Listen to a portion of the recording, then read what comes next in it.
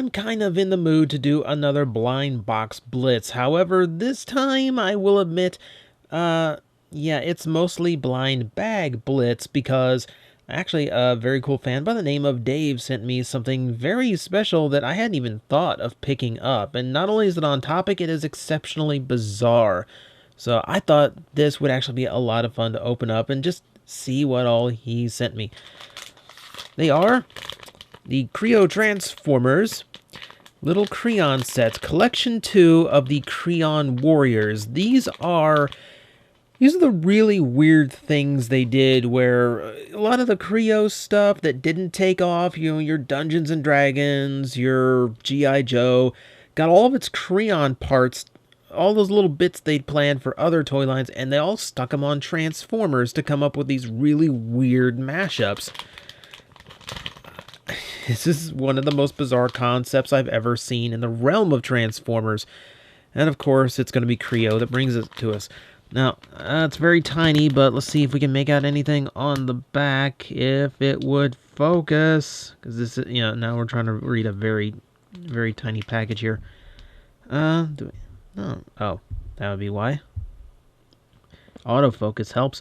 Yeah, you can see there's various forms of Optimus Prime, Megatron, Bumblebee, Starscream, all your usual favorites, as well as a few others that are a little bit hard to make out from this size, but you can see they've got some really bizarre parts. Okay, we got Optimus with a shield, we got Soundwave with this giant Triton thing, we've got, I think Samurai or I don't know. Samurai or Desperado Starscream. We got a Western Megatron. This is some of the weirdest stuff I've ever come across. So we'll see how many.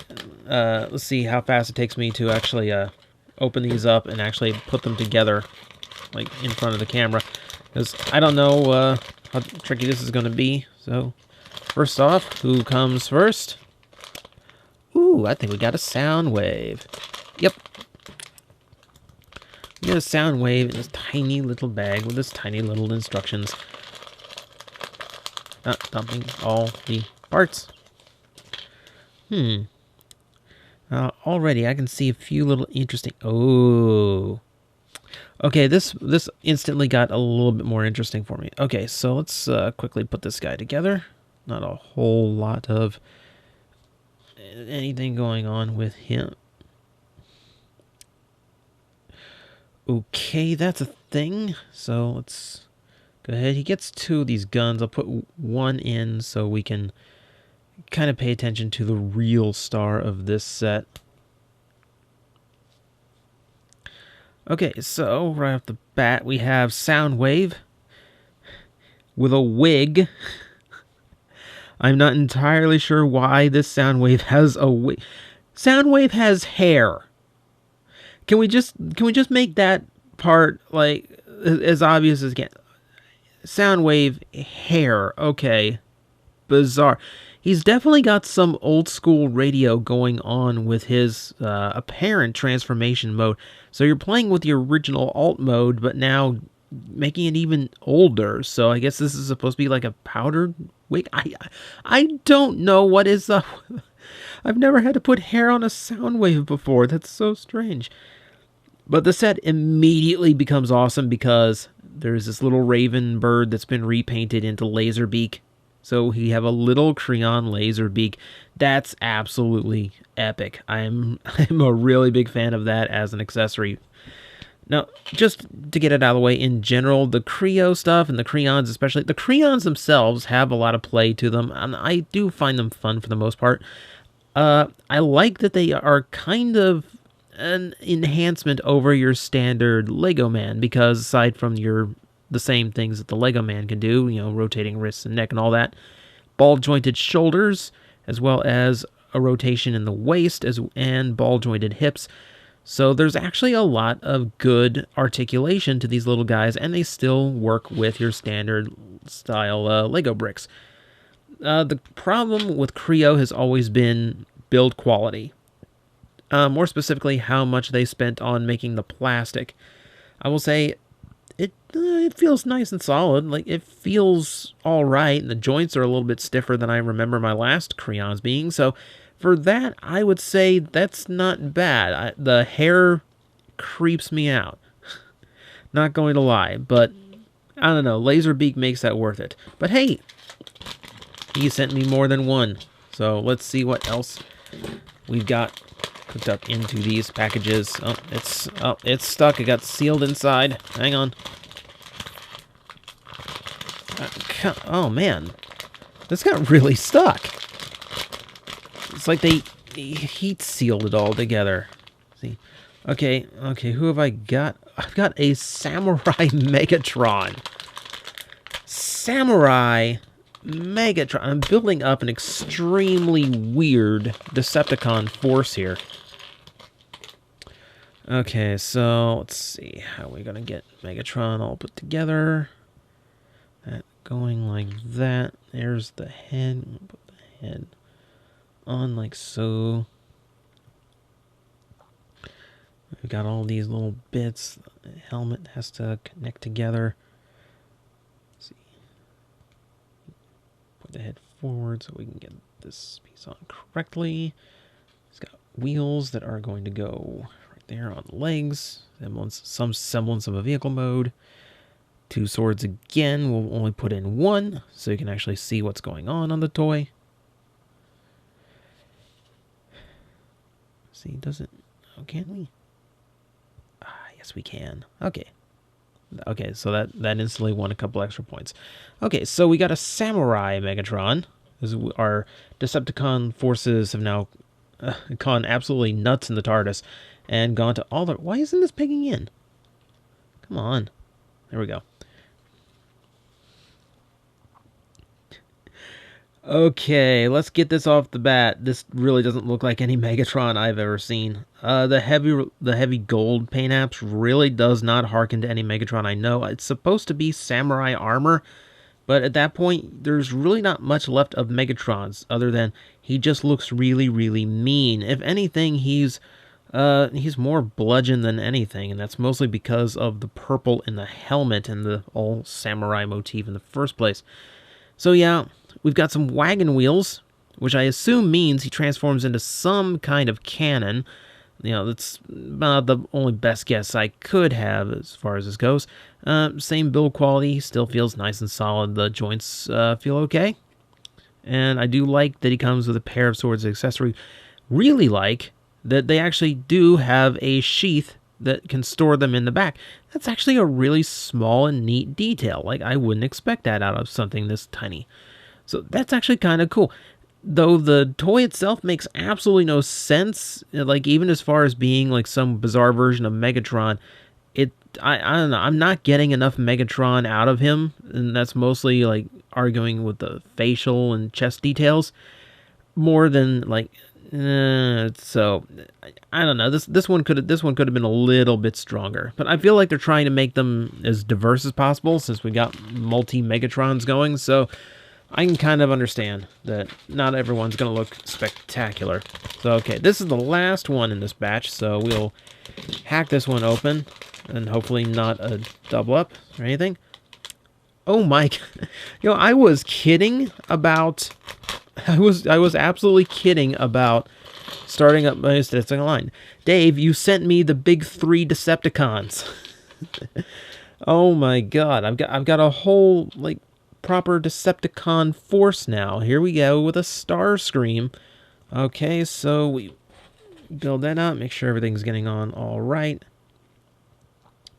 I'm going to attach these pieces to the sides. This is Ninja Starscream, by the way, and as I finish building him up, you'll kind of see where that comes from. Let's look at the head before we actually plug it in there, because the mask is going to hide a lot of it. It's got kind of a prime Starscream thing going on. A lot more red detail, a lot sharper in the eyebrows especially. A little bit of touches that reminds you of the original G1, but it's mostly the most recent of Starscreams. That on there. We give him the Raiden helmet, and then attachments to let him these, which... Yes, I'm doing this according to how the picture actually wants me to display these. So I guess this is supposed to imitate the null rays, even though It's a pair of sais hanging off of his arms, which is a little bit strange. Okay, so now we've gotten those 2 Decepticons out of the way. Time for a third. This is what I thought was Desperado Starscream because of that, because of the scarf and the bandana across his face. But okay, so Ninja Starscream. Okay, so this one I do get a lot of Starscream vibe from. He's missing the wings in the back, but everything else is there. He's got the cockpit yellow in the right spot, the red, the white, and the blue.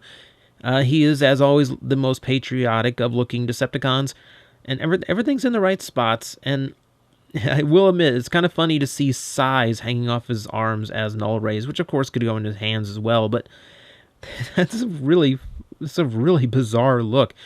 I would never look at Starscream and think ninja. There's just something about how cowardly he is that this is just not a role I would ever think to see him in.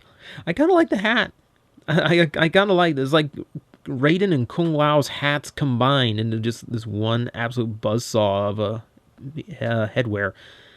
Okay, so this one I think is probably my favorite of the 3. It's got the least amount of things that weird me out, like all the weird gold on Megatron and the hair on Soundwave, which I still don't understand. I really don't know. Okay, so that one I approve of. Okay, so there we go. I got Starscream, Soundwave, and Megatron. Oh, as well as Laserbeak. So I got 4 Decepticons out of that. And my Decepticon forces are now completely bizarre. Here, hang on, let me see. What was the, Oh, Wise Guy. Okay, so Soundwave is Wise Guy, Bandit, Mafioso, Gangster, Soundwave. Covering all of... covering what is supposed to be different languages, but honestly, they're just pretty much synonyms as well, at least in English. So I guess that's where the hair comes from. I guess that's why he looks like, you know, like a 40s or 50s radio. Okay. Okay, so that's a little bit more understood now. Man, that's such a bizarre idea. I guess they had to figure out how to reuse all those kre-o bits when all the other kre-o lines went belly up. You know, because the parts are not cheap to make, so got to get uses out of them. But, you know, this is a blind... I title these things blind box Blitz, so it needs some kind of box. So, to finish off, I thought a Funko Mystery Mini Avengers Age of Ultron bobblehead. Yes, it's not the most exciting of blind box. I just picked it up at Walmart recently because I wanted an excuse to open those guys up. So, let's just quickly dive into this. I'll just break the cellophane, but we won't go into it just yet, as per usual, and by I mean what we did last time. I want to look at the back and just see what the assortment is here. And as you can guess, it's the all Iron Man show, as a third of the offerings are Iron Man based. We have Iron Man Repulsor Blast, Iron Man Flight, Iron Legion, and the Hulkbuster, which is of course what anyone grabbing these things would actually want. I intentionally tried to pick the one that felt the heaviest. And then we got all the other Avengers, you know, Hulk, Thor, Nick Fury, Vision. They actually remembered Black Widow, which is a bit better than Hasbro does most of the time. And, you know, all the others, Hawkeye and Ultron. So, yeah, it's pretty much the 12 you would basically expect, plus one extra Iron Man. I don't know, maybe a Scarlet Witch or a Quicksilver? Oh, we can't call them that. I don't know. Yeah, so Cab I'd really like. This Iron Man I'd really like. Of course, Hulkbuster's the big score. If there's any dud in here, it's probably the Iron Legion or Vision. I'm not too big on the movie version of Vision, so... I don't know. Something about the fuchsia throws me off, I guess. I don't know. So, let's see what is actually in here. We have a trash bag. I've never opened one of these, so I have no idea how big this is supposed to be. You know, I gotta stop doing that. Where I just goes, I really don't want this one. Slash open. Oh, it's that one. Well, that's a bit of a bummer. The first one I got. Oh, already like, so that didn't work as expected. He's really, man, he's kind of dull, isn't he? Like I know the vision in the movie, like they really kind of subdued the green in his costume, but it's non-existent here. Like I don't like, I don't know. And like, okay, it's kind of bizarre here. Like the coloring doesn't really wow me on this one because they grayed out most of the green, which is the part I like about him. And that fuchsia that you can see in the little character art is actually gone to just straight up pink. So I guess that takes care of my problem with the fuchsia, but at the same time, I really wanted some of that green. Man, I don't know. I don't know, it's kind of a letdown. So beyond that, I guess the paint's okay. I can see some overspray here on the chin. So, and yes, kind of outside the lines here on the helmet. So not the best of quality. It's a little bit softer than the Funkos that I've normally played with. And the cape, that's not so bad. Even the arms feel a little bit soft though. I'm typically not a big fan of the bobblehead stuff just because, you know, if I buy a figure, you know, I want the head to stay where it is. And honestly, at this size, you know, there is not much bobble to be had. Like, he kind of shakes his head a little bit, but, you know, I don't get that wacky bobbling action. You know, it just kind of seems like a way of attaching the head more than, like, actually working like a bobblehead. So that's kind of a letdown. Okay, so much to my surprise, the Funko one actually does not do a whole lot for me. And then not just because it's, you know, the Vision and not the one I wanted, but just because, I don't know, like the quality just doesn't stack up. Like even the pony I opened up on the first one felt like way better and paint wise was way cleaner than this guy is. Oh no, poor Vision, you know. Don't worry, I'm sure you'll get a better rough ride around in one of the next movies, but not here. So I guess the stars really were the kre-os, because my God, this was a trip. This was odd. I might not object to actually having more of these. I like some of the series ones seemed really interesting too, but you know, as it stands, this was very cool. So thanks, Dave, for the opportunity, because I don't ever see these around here. It's not something I would ever pick out. So this was actually kind of fun. So thank you for making that possible.